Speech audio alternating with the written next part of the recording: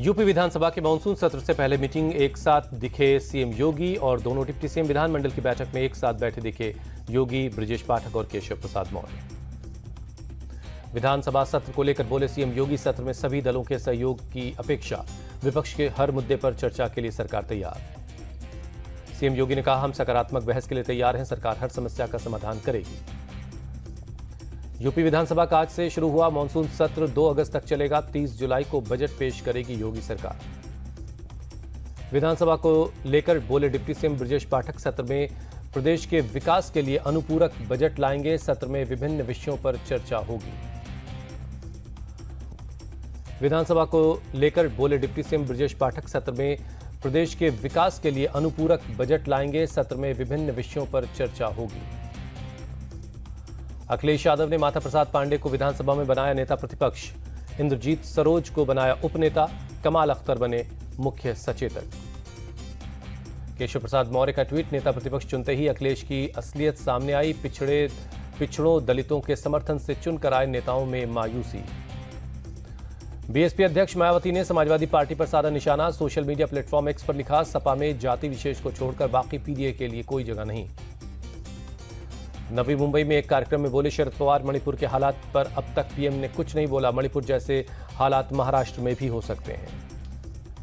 दिल्ली के सीएम केजरीवाल की जमानत पर आज हाईकोर्ट में सुनवाई होनी है। कोर्ट ने केजरीवाल की एक याचिका पर फैसला सुरक्षित रखा था और दूसरी में सीबीआई को नोटिस जारी कर जवाब मांगा था।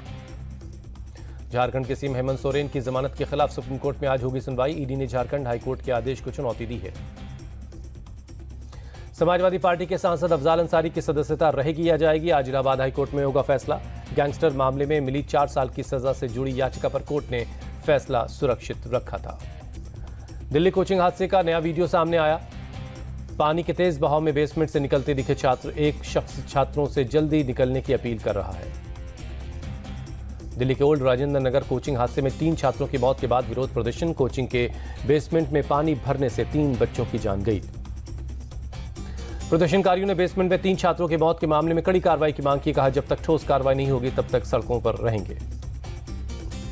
दिल्ली पुलिस और एमसीडी के अधिकारियों ने आंदोलनकारी छात्रों को समझाने की कोशिश की, धरना खत्म करने की अपील की। राजेंद्र नगर हादसे के मामले में एमसीडी का एक्शन। इस इलाके में 13 कोचिंग सेंटर के बेसमेंट सील किए गए। नियमों के उल्लंघन पर हुई कार्रवाई। राव कोचिंग के मालिक और कोऑर्डिनेटर 14 दिन की न्यायिक हिरासत में भेजे गए। गिरफ्तारी के बाद पुलिस ने कोर्ट में किया था पेश। राजेंद्र नगर हादसे में जान गंवाने वाली श्रेया यादव का आज यूपी के अंबेडकर नगर में होगा अंतिम संस्कार। सीएम के निर्देश पर शोकाकुल परिवार से मिले जिला प्रशासन के अधिकारी। यूपी के मंत्री गिरीश चंद्र यादव और सतीश शर्मा भी छात्रा के घर पहुंचे, परिवार को ढाढस बंधाया। टोक्यो में हुई क्वाड देशों के विदेश मंत्रियों की बैठक। विदेश मंत्री एस जयशंकर बोले, क्वाड देशों के बीच आर्थिक साझेदारी बढ़ाना जरूरी है। विदेश मंत्री एस जयशंकर ने टोक्यो में ऑस्ट्रेलिया की विदेश मंत्री से मुलाकात की। दोनों नेताओं के बीच द्विपक्षीय मुद्दों पर बातचीत हुई। पंजाब के सीएम भगवंत मान ने दिया भरोसा, कहा पंजाब के नए गवर्नर गुलाब चंद कटारिया के साथ मिलकर काम किया जाएगा। बीजेपी प्रवक्ता शहजाद पूनावाला बोले, तमिलनाडु में कानून व्यवस्था पूरी तरह ध्वस्त। 3 दिन में 3 राजनीतिक हत्याएं हुई हैं। पुंछ में आतंकियों के खिलाफ एक्शन। एलओसी के पास सुरक्षा बलों ने चलाया सर्च ऑपरेशन। मऊ में प्रशासन की मौजूदगी में खलिहान की जमीन पर किए गए अवैध कब्जे पर चला बुलडोजर। आरोपी मुख्तार का करीबी है। जमीन की कीमत करीब 1 करोड़ बताई जा रही है। आरोपी पर हत्या, गैंगस्टर समेत 2 दर्जन मामले दर्ज हैं। कानपुर के गोविंद नगर में अवैध मकान और झोपड़ियों को खाली कराने का मामला। विधायक सुरेंद्र मैथानी ने लोगों को भरोसा दिया, बुलडोजर नहीं चलने देंगे। विधायक सुरेंद्र मैथानी ने सिंचाई विभाग को दी धमकी, कहा बुलडोजर लेकर आए तो नहर में घुसेड़ दूंगा। इंडिया टीवी से बातचीत में बोले सुरेंद्र मैथानी, मैंने अधिकारियों को कुछ गलत नहीं कहा, अधिकारी षड्यंत्र रच रहे। मध्य प्रदेश की मुरैना के पास कंटेनर और ट्रैक्टर ट्रॉली की टक्कर में 2 कावड़ियों की मौत। हादसे में कई कावड़िए जख्मी हुए। राजस्थान के डीडवाना में दर्दनाक हादसा। तालाब में डूबने से 4 बच्चों की मौत, 2 बच्चों के शव बरामद कर लिए गए। 15 से 27 जुलाई तक मुंबई एयरपोर्ट से 7 यात्री पकड़े गए। 20 किलो से ज्यादा सोना जब्त हुआ। दिल्ली के जैतपुर में बिल्डर के साथ शराब पीने पर 8 पुलिस वालों को पड़ा महंगा। वीडियो वायरल होने के बाद दक्षिण पूर्वी दिल्ली के डीसीपी ने पुलिसकर्मियों को ड्यूटी से हटाकर पुलिस लाइन भेजा। दिल्ली के आईएनए मार्केट में एक रेस्टोरेंट में लगी आग, हादसे में 4 से 6 लोग जख्मी हो गए। दमकल की गाड़ियों ने कड़ी मशक्कत के बाद आग पर काबू पा लिया है। वाराणसी के गंगा घाटों पर नाव का संचालन बंद, तेज हवा चलने की वजह से लिया गया फैसला। बीएसपी चीफ मायावती का बयान, यूपी के बाढ़ प्रभावितों को तत्काल सरकार की मदद की जरूरत, लेकिन सरकार का उदासीन रवैया चिंता की बात है। दिल्ली के चांदनी चौक इलाके में एक इमारत का कुछ हिस्सा ढहा, हादसे में किसी के घायल होने की खबर नहीं है। एक इमारत का हिस्सा ढहने के बाद इलाके में मची अफरा तफरी, बीती रात यह हादसा हुआ। देश के 22 राज्यों में भारी बारिश का अलर्ट है। मध्य प्रदेश, महाराष्ट्र में भारी बारिश से बाढ़ जैसे हालात। मौसम विभाग के मुताबिक एमपी में बारिश का अलर्ट है। भोपाल, इंदौर समेत 6 जिलों में भारी बारिश का अनुमान है। गुजरात के नादियाद में भारी बारिश के बाद सड़कों पर दिखा पानी ही पानी, लोगों के घरों में भी पानी घुस गया है।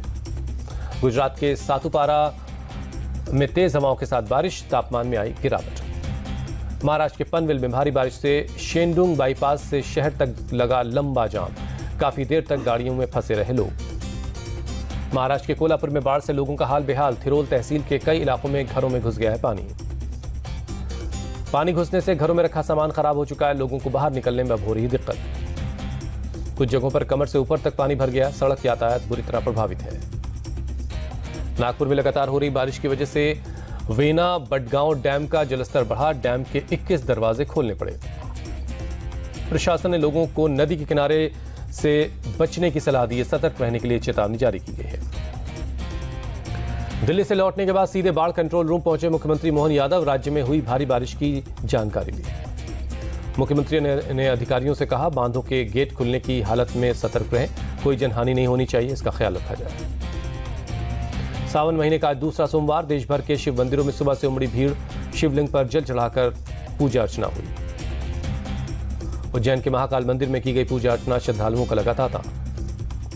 हरिद्वार में सावन के दूसरे सोमवार के मौके पर बड़ी संख्या में पहुंचे श्रद्धालु पवित्र गंगा नदी में लगाई डुबकी। सावन के दूसरे सोमवार पर काशी विश्वनाथ मंदिर में हुई खास आरती, बड़ी संख्या में पहुंचे लोग। काशी विश्वनाथ मंदिर में लगा भक्तों का तांता, लाइन में लगे श्रद्धालुओं ने बरसाए फूल। अयोध्या की सरयू नदी में श्रद्धालुओं ने लगाई डुबकी, सावन के दूसरे सोमवार पर बड़ी संख्या में पहुंच रहे लोग। अयोध्या के नागेश्वर नाथ मंदिर में लगा शिव भक्तों का तांता, सावन के दूसरे सोमवार पर मंदिरों में लोगों की भीड़ है। भुवनेश्वर के लिंगराज मंदिर में उमड़ी शिव भक्तों की भीड़, सावन के दूसरे सोमवार पर पूजा अर्चना की गई। मुजफ्फरनगर में कांवड़ यात्रा पर आतंकी खतरे को देखते हुए प्रशासन अलर्ट मोड पर है। लखनऊ से एटीएस की एक यूनिट को बुलाया गया है। यूपी के सीतापुर में कांवड़ यात्रा को लेकर पुलिस के पुख्ता इंतजाम, हर चौराहे पर पुलिस के चेक पॉइंट, सीसीटीवी से भी की जा रही निगरानी। कांवड़ यात्रा को लेकर बोले सीएम योगी आदित्यनाथ, कहा कोई भी पूजा आत्म अनुशासन के बिना संभव नहीं, सरकार पूरी आस्था के साथ कांवड़ियों की सेवा में लगी है। जबलपुर में निकली कांवड़ यात्रा, एमपी के मंत्री कैलाश विजयवर्गीय भी यात्रा में शामिल हुए। जम्मू कश्मीर के श्रीनगर से अमरनाथ यात्रा के लिए एक और निकले श्रद्धालु, अब तक 4 लाख से ज्यादा लोगों ने बाबा बर्फानी के दर्शन किए। छत्तीसगढ़ के बस्तर के चित्रकूट झरने पर दिखी पर्यटकों की भीड़, मानसून की बारिश में झरने की खूबसूरती देखने के लिए पहुंचते हैं लोग। छत्तीसगढ़ के तीरथगढ़ झरने को भी देखने पहुंच रहे लोग। बस्तर की हरियाली के बीच मानसून में बढ़ती प्राकृतिक सुंदरता को लोग काफी पसंद करते हैं। गाजा में हमास के खिलाफ इसराइल का हमला जारी, खान यूनिस क्षेत्र में धुएं का गुबार उठता हुआ दिखाई दिया। इसराइल ने फलस्तीनियों को गाजा में ब्यूरिज शरणार्थी शिविर इलाके को खाली करने के लिए कहा, ऑपरेशन वहां शुरू करेगा इसराइल। अमेरिका के कैलिफोर्निया में जंगलों की आग की तबाही दिखी, बड़े इलाके में अब आग फैल चुकी है।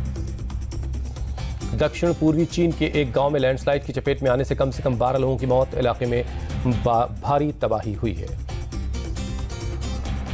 पेरिस ओलंपिक के तीसरे दिन आज भारत को शूटिंग में मेडल की आस है। अर्जुन बाबूता का मेंस 10 मीटर एयर राइफल में आज होगा मुकाबला, 3:30 बजे शुरू होगा मैच। पेरिस ओलंपिक में खुला भारत का खाता, 10 मीटर एयर पिस्टल स्पर्धा में मनु भाकर ने जीता ब्रॉन्ज।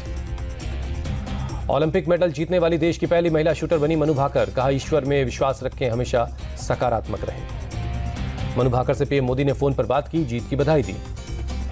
मनु भाकर को राष्ट्रपति मुर्मू, अमित शाह समेत कई लोगों ने बधाई दी, भाकर की उपलब्धि पर जताया गर्व। पीएम मोदी से बात करने के बाद मनु भाकर ने कहा, मेरे लिए ये बहुत मायने रखता है कि पीएम ने मुझसे बात करने का वक्त निकाला। मनु भाकर के पिता ने जताई उम्मीद, कहा बचे हुए दोनों इवेंट में वो अच्छा प्रदर्शन करेगी। ओलंपिक में ब्रॉन्ज मेडल जीतने के बाद मनु भाकर के परिवार में खुशी का माहौल। मां सुमेधा ने कहा बेटी ने बहुत अच्छा खेल दिखाया, दादी बोली लौटने पर जोरदार स्वागत करेंगे। मनु भाकर की जीत का घर पर जमकर जश्न मना, मिठाई खिलाकर लोगों ने बधाई दी। आईओसी मेंबर नीता अंबानी ने भी मनु भाकर को बधाई दी, कहा भाकर की उपलब्धि युवा एथलीट्स के लिए प्रेरणा। गीता फोगाट ने मनु भाकर और परिवार को बधाई दी, कहा यह गर्व का मौका है। मनु भाकर के कोच जसपाल राणा ने कहा मनु की कड़ी मेहनत रंग लाई, मेरे लिए गर्व का लम्हा। मनु ने सिर्फ हरियाणा ही नहीं पूरे देश को गौरवान्वित किया, हरियाणा के मुख्यमंत्री नायब सैनी का बयान। सचिन तेंदुलकर ने कहा मनु भाकर ने देश को गौरवान्वित किया, मेडल जीतने के लिए अपार शक्ति और दृढ़ संकल्प दिखाया। राजस्थान के खेल मंत्री राज्यवर्धन सिंह राठौर ने कहा मनु की जीत से सभी खिलाड़ियों का हौसला सातवें आसमान पर है, मनु और उनके परिवार को शुभकामनाएं। सुदर्शन पटनायक ने खास अंदाज में दी मनु भाकर को बधाई, रेत पर बनाई उनकी शानदार सैंड आर्ट। वुमेन्स सिंगल्स में बैडमिंटन स्टार पीवी सिंधु की दमदार शुरुआत, मालदीव की फातिमा नबाहा को 21-9, 21-6 से हराया। पीवी सिंधु का अगला मैच 31 जुलाई को होगा, एस्टोनिया की क्रिस्टन कुबा का करेंगी सामना। रोइंग पुरुष एकल के क्वार्टर फाइनल में पहुंचे बलराज पवार, 30 जुलाई को होगा अगला मुकाबला। टेबल टेनिस खिलाड़ी मनिका बत्रा ने ओलंपिक में किया विजयी आगाज, राउंड ऑफ 32 में जगह बनाई। टेबल टेनिस खिलाड़ी श्रीजा अकुला ने जीत के साथ किया आगाज, महिला सिंगल्स राउंड ऑफ 64 में क्रिस्टीना कालबर्ग को 4-0 से हराया। मुक्केबाज निखत जरीन ने जर्मनी की मैक्सी कैरिना को हराया, 5-0 से जीती। 50 kilogram round of 16 boxing event में हुई एंट्री। एच.एस. प्रणॉय ने जीत के साथ किया शानदार शुरुआत, मेन सिंगल्स मुकाबले में जर्मनी के फैबियन रोथ को सीधे गेम में हराया। भारतीय हॉकी टीम की आज अर्जेंटीना से भिड़ंत होगी, भारतीय वक्त के मुताबिक शाम 4:15 बजे शुरू होगा मैच। भारत ने दूसरे टी20 मैच में श्रीलंका को डीएलएस मेथड के तहत 7 विकेट से हराया, 3 मैचों की टी20 सीरीज में 2-0 की बढ़त बनाई। बारिश से बाधित मैच में भारत को 8 ओवर में 78 रन बनाने का टारगेट मिला था, टीम इंडिया ने 9 गेंद बाकी रहते मैच जीत लिया। यशस्वी जायसवाल, सूर्य कुमार यादव और हार्दिक पांड्या ने खेली तेज पारी, 200 से ज्यादा के स्ट्राइक रेट से रन बनाया। टी20 में भारत ने सबसे ज्यादा श्रीलंका के खिलाफ 21 मैच जीते, दूसरे नंबर पर ऑस्ट्रेलिया के खिलाफ जीत का रिकॉर्ड। ऑस्ट्रेलिया को भारत 20 मैचों में दे चुका है शिकस्त। राहुल द्रविड़ ने 2028 के लॉस एंजलिस ओलंपिक में क्रिकेट को शामिल किए जाने की तारीफ की, कहा क्रिकेट का ओलंपिक का हिस्सा बनना सचमुच अभूतपूर्व है।